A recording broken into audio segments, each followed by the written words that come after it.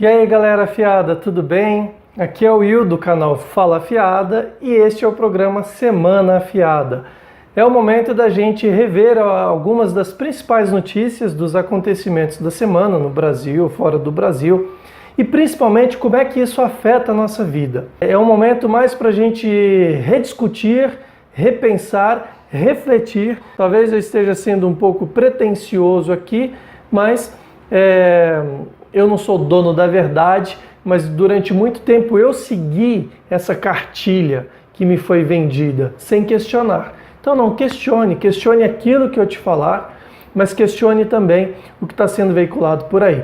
Tem muita gente, mesmo em épocas de redes sociais, que simplesmente lê uma manchete, sequer clica na notícia, e muitas vezes o que está lá é diferente do que está na manchete, e muito menos vai atrás de outras opiniões. E teve dois casos emblemáticos essa semana que refletem muito bem isso. O primeiro foi a continuação da questão de 1964, né? A narrativa oficial é que a gente sofreu um golpe violento e durante 21 anos tivemos uma ditadura sanguinária, violenta, terrorista que matou um monte de gente, torturou outro tanto, desapareceu com mais um monte. E foi isso que a gente aprendeu, foi isso que a gente ouviu. E do outro lado haviam os santos, aqueles que estavam lutando por uma democracia, como Dilma, terrorista, como José Genuíno, terrorista, guerrilheiro, Zé Dirceu, terrorista, guerrilheiro, Marighella, terrorista, guerrilheiro. Então, de um lado os mocinhos, que eram os comunas, do outro os bandidos, os militares. E a coisa não foi bem assim. Então não é tudo nessa visão maniqueísta do bem contra o mal, do preto no branco. Tem muito mais nuances nessa história, só que a gente só ouviu um lado. Aí chega o Brasil Paralelo com o documentário 1964, com uma perspectiva diferente, é suficiente para ser censurado. Mas isso aconteceu também com a discussão entre nazismo, se é de esquerda ou de direita. O ministro das Relações Exteriores, o Ernesto Araújo, trouxe isso à baila, dizendo que o nazismo tem muito mais de esquerda, né, do que direita, ou é totalmente de esquerda, essa é a visão dele. E pronto, né, também os especialistas, os intelectualoides, os historiadores marxistas, diga-se de passagem, onde já se viu, isso é uma heresia, isso é um absurdo, nem a própria Alemanha, nem o consulado alemão. Cara, para e pensa um pouquinho, porque o ministro das Relações Exteriores não é nenhum pangaré, é um cara estudado. Como é que ele chega numa conclusão dessa? Vocês acham que é assim à toa? Num belo dia ele acordou e decidiu que o nazismo era de esquerda?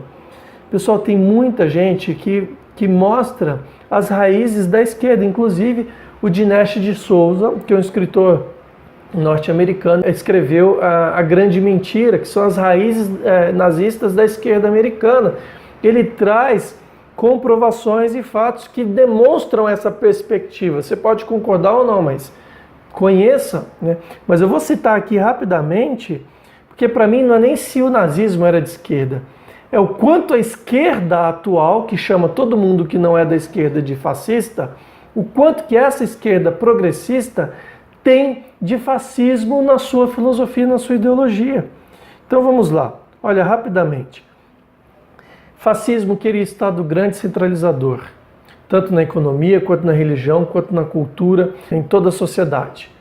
A esquerda deseja a mesma coisa, é pauta da esquerda, é objetivo político da esquerda de um Estado assim, é o objetivo dos comunistas, né? São contra as liberdades individuais e a favor só de liberdades coletivas, né? Liberdades coletivas, porque é mais fácil de você controlar as massas, e é contra a propriedade privada, coisa que os nazistas também eram. Contra a religião e a moral judaico-cristã, que é um dos pilares da nossa sociedade ocidental, junto com a filosofia grega e as leis romanas, que também a esquerda luta para desconstruir, para desmantelar. Então as bases daquilo que fundou a nossa sociedade e que fez com que ela ficasse grandiosa como ela é, eles querem destruir, assim como os fascistas queriam, né?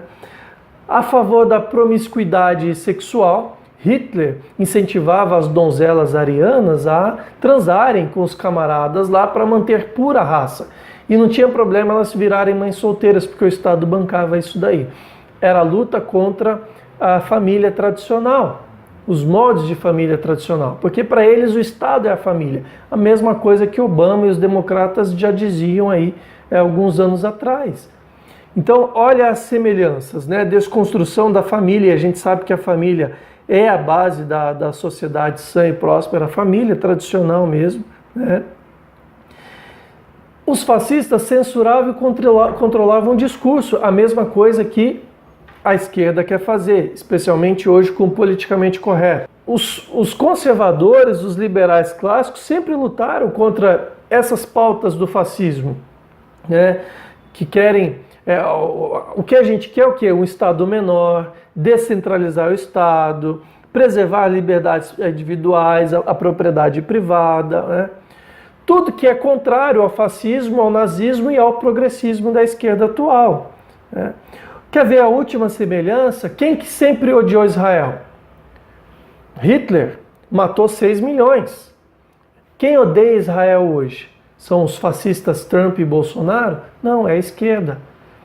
É a ONU que faz uma série de restrições a Israel e várias concessões aos países do Oriente Médio que não respeitam uma série de questões de direitos humanos. Então, o único país do Oriente Médio que é democrático é Israel. E sofre ataques, sofre restrições o tempo inteiro do restante do mundo. Um país que se tornou país novamente faz pouco tempo, de 1948, né?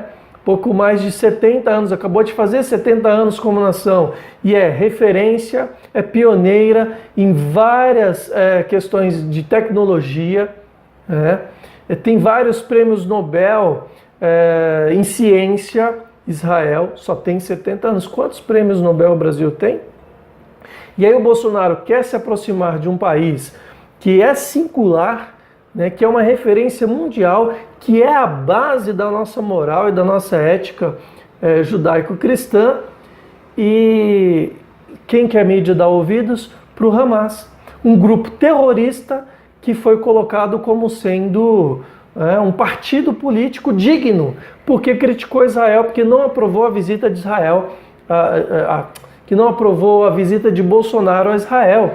Olha o tamanho da incoerência e da hipocrisia dessa mídia manipuladora, dessa mídia esquerdista. É o que eles fazem de melhor, né? Então, batem palmas para um grupo terrorista que não aprovou a ida de Bolsonaro lá e criticam Israel e as relações de Israel. É um absurdo, né? Seguindo a questão aqui que a gente falou do Cinemark, ou agora conhecido como Cinemarx, que então censurou o filme do Brasil Paralelo, em 1964, sob a alegação de que não apoia transmissões político-partidárias em suas salas e tudo mais. Mentira! Passou Lula lá, né? Passou o filme da Olga, já passou filme de Marx, filme de Che, sempre com viés esquerdista. Na hora que tem um filme ali com uma linha mais conservadora, ele diz que não faz transmissões político-partidárias. Primeiro, o Brasil Paralelo não o documentário não é político-partidário.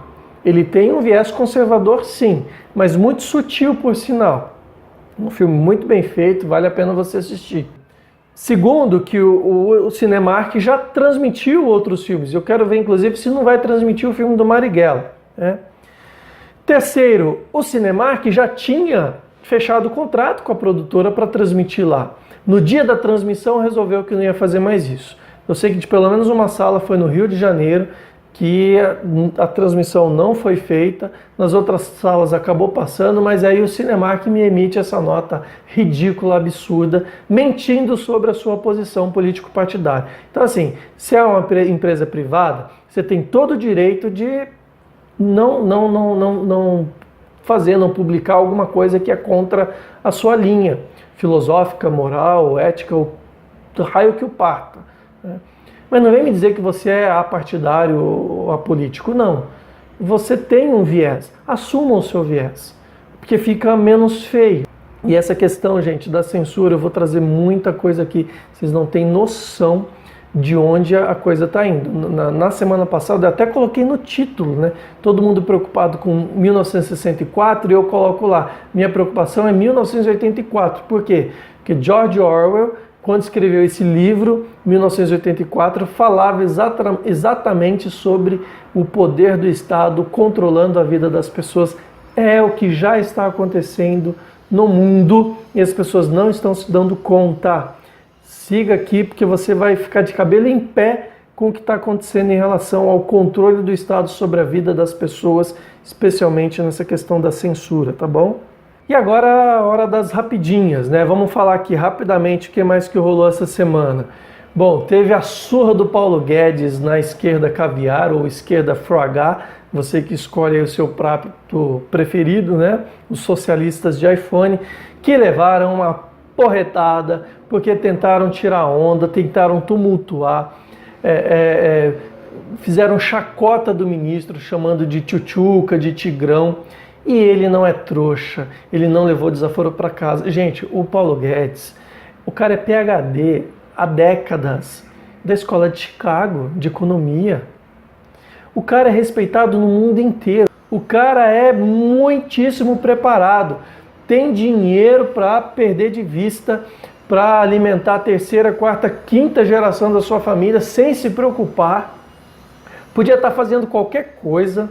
Aí chega lá na frente de um bando de babacas que não estão querendo debater a esquerda, a oposição não quer debate sério. Só vai fazer oposição por oposição. Você pode apresentar o projeto mais perfeito para esse país, mais necessário, que a esquerda vai lutar contra, isso é ponto pacífico. Mas eles não conseguem nem elevar o nível do debate, nem disfarçar. Então eles fazem ataques de qualquer maneira, né? E levaram uma surra porque o Guedes deu uma aula, e eu vou te dizer mais. Poderia muito bem o Paulo Guedes ser candidato em 2022, porque olha, esse cara teria meu voto para presidente, viu? O assunto da semana, de novo, foi o STF, dessa vez por causa dos bajuladores de plantão. OAB, CNBB, sindicatos, essa turma toda aí, né? Para massagear o ego dos togados lá. Uma cena patética, ridícula, né?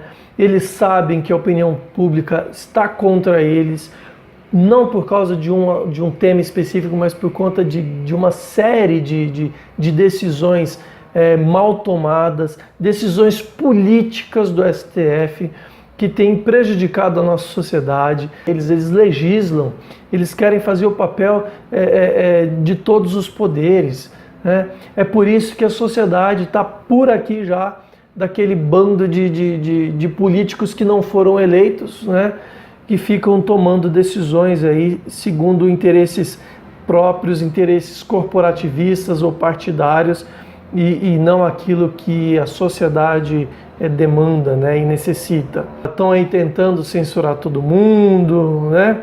E vamos nos lembrar que no dia 7 agora, amanhã, na verdade, né, a gente vai tem as manifestações em todo o país aí a favor da Lava Jato e contra essa politicagem ridícula do STF. A ironia da semana, né, foi o Haddad, que acusava o Bolsonaro de espalhar fake news usando as redes sociais, né, e essa acusação dele não passava de fake news, porque não foi comprovado até hoje. Ele foi condenado, né, por justamente fazer uso das redes sociais para espalhar fake news. Então, foi mais uma na cara que a esquerda tomou essa semana, mais uma hipocrisia revelada, e eles não cansam de passar vergonha. Outra ironia é que eu não consegui confirmar as fontes ainda, só vi a notícia no Jornal da Cidade Online, que Lula confessou o crime de corrupção passiva. Você escutou? Lula confessou, assumiu o crime. Eu quero saber o seguinte, e aí? Se isso for verdade, como eu falei, só vi um jornal falando disso, não achei ainda as outras fontes. Mas se isso for verdade, como é que os petistas vão justificar? Se bem que no caso do Cesare Battisti, que todo mundo dizia que ele era inocente, o cara confessou os 4 crimes, né? E ainda tem petista dizendo que não, que ele é inocente. O cara confessa e as pessoas ainda dizem que ele é inocente. Então, a incoerência dessa turma não tem fim. E enquanto o STF não julga a segunda instância, né, porque aí o Toffoli adiou esse julgamento, o Lula continua preso, babaca. Bom, pessoal, é isso. Essas foram as principais notícias da semana. Eu ainda estou afiando e refinando o formato, descobrindo o melhor jeito de fazer, então eu preciso muito do feedback de vocês. Que vocês avaliem se faltou alguma notícia, se concordam, se não concordam. Então fala aí se gostaram, se não gostaram. Se tiver sugestões durante a semana para trazer e a gente colocar na pauta aqui, só me mandar. Tem um e-mail aí no canal, mas tem também, você pode colocar nos comentários que eu vejo e a gente vai construindo isso daí da melhor forma possível. Compartilhem. Se você não se inscreveu no canal, por favor, se inscreva.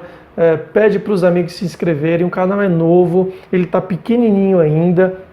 Então, alguns recursos do canal nem são liberados pelo YouTube. Ativa aí o sininho também, tá bom? Para você receber as notificações.